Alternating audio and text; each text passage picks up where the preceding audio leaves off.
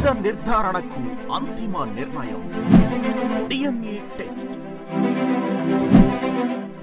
ఉన్నది ఉన్నట్లుగా వాస్తవాలను శోధించి వివరించే మన డిఎన్ఏ టీవీ, మన రాష్ట్రం, మన ఛానల్. ఇంకొక పక్క చూస్తే మీరు దేశంలో వ్యవసాయ రంగంలో ఫాస్ట్ గ్రోయింగ్ స్టేట్ ఆంధ్రప్రదేశ్. వ్యవసాయ రంగంలో మనం నెంబర్ 1, దాంట్లో సందేహం లేదు. అయితే ఇక్కడ వచ్చింది ఏంటంటే మీరు గుర్తుపెట్టుకోవాల్సిన 2 ఉన్నాయి. వ్యవసాయ రంగం ఒకప్పుడు ఆంధ్రప్రదేశ్ కూడా వ్యవసాయ రంగమే ఆధారం, అన్నపూర్ణగా పేరుగాంచింది. ఆ రోజు కూడా మీరు ఒకసారి చూస్తే నేను ఆలోచించిన విధానం, వ్యవసాయం ఉండాలి, సర్వీస్ సెక్టర్ అభివృద్ధి కావాలి, ఇండస్ట్రీ కూడా రావాలి. అప్పుడే మనకు రాష్ట్రానికి ఆదాయం పెరుగుతుంది, ఉపాధి అవకాశాలు మెండుగా వస్తాయి. రెండవది, రాష్ట్రం కూడా సంపద సృష్టించుకుంటూ ముందుకు పోయే అవకాశం వస్తుంది.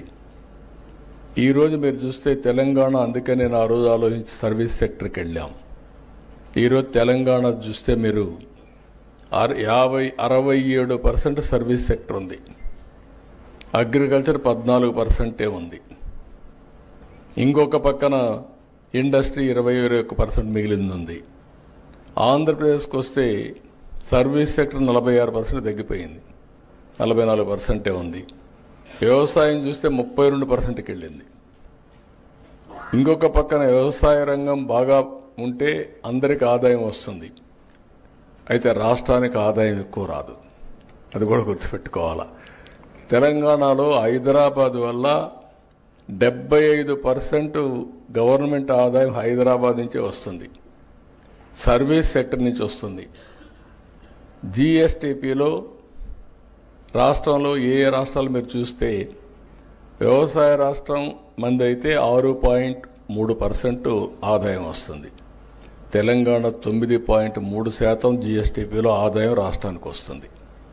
ఎక్కువ డబ్బులు వస్తే ఎక్కువ పనులు చేయగలుగుతాం, తక్కువ డబ్బులు వస్తే చేయలేం.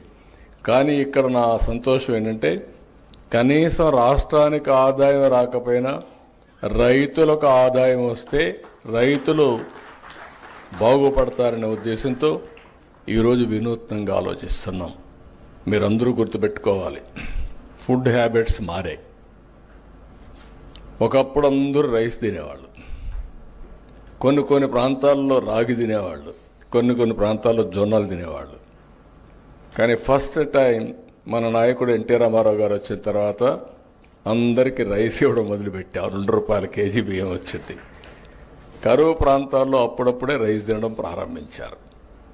కానీ ఈరోజు వచ్చిన పరిస్థితులు మారాయి.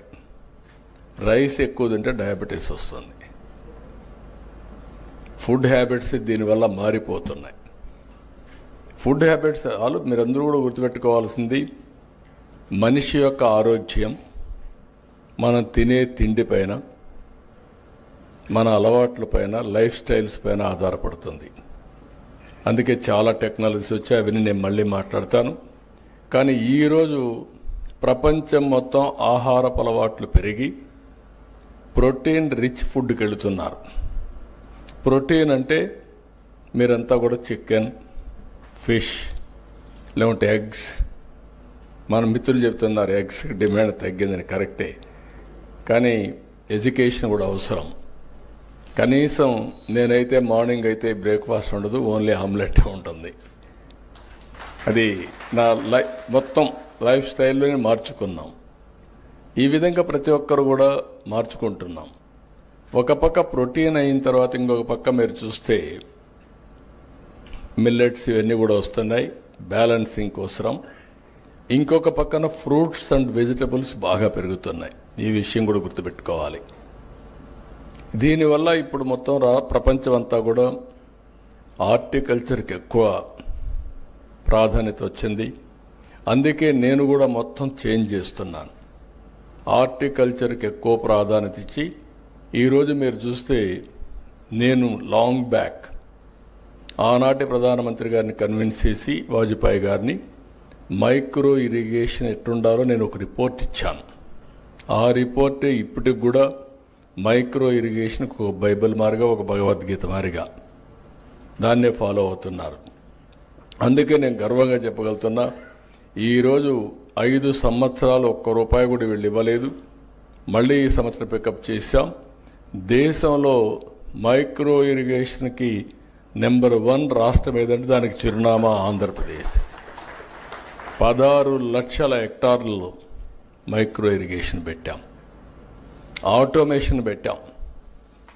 ఈరోజు మీరు మైక్రో ఇరిగేషన్ వచ్చినాక ఆటోమేషన్ వస్తే యాప్ ద్వారా ఎప్పుడు కావాలంటే అప్పుడు ఆన్ చేస్తారు, ఎంత టైం కావాలంత టైం నీళ్లు ఇస్తారు, అవసరమైతే నీళ్లు కరెక్ట్గా వెళ్ళే చెక్ చేసుకునే టెక్నాలజీస్ వచ్చేస్తున్నాయి.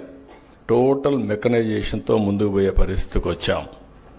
ఇక్కడికి వచ్చినప్పుడు మళ్ళీ నేను అందుకనే అగ్రికల్చర్లో, అలైడ్ ఇండస్ట్రీస్లో ఒక వినూత్నమైన ఆలోచనలు చేస్తున్నాం. ఇవి చేస్తూనే లాజికల్గా తీసుకుపోవడం కోసం మళ్ళీ ఫుడ్ ప్రాసెసింగ్ ఒక ప్రత్యేకమైన శ్రద్ధ పెట్టి ఒక సెక్రటరీని దానికి పెట్టాం. చిరంజీవులు ఇంతమంది హార్టికల్చర్ బాగా చేశాడు, ఆయన ఈరోజు ఇన్ఛార్జ్ పెట్టి దీన్ని కూడా ప్రాధాన్యత ఇచ్చామని చెప్పి కూడా నేను మీకు తెలియజేస్తున్నా.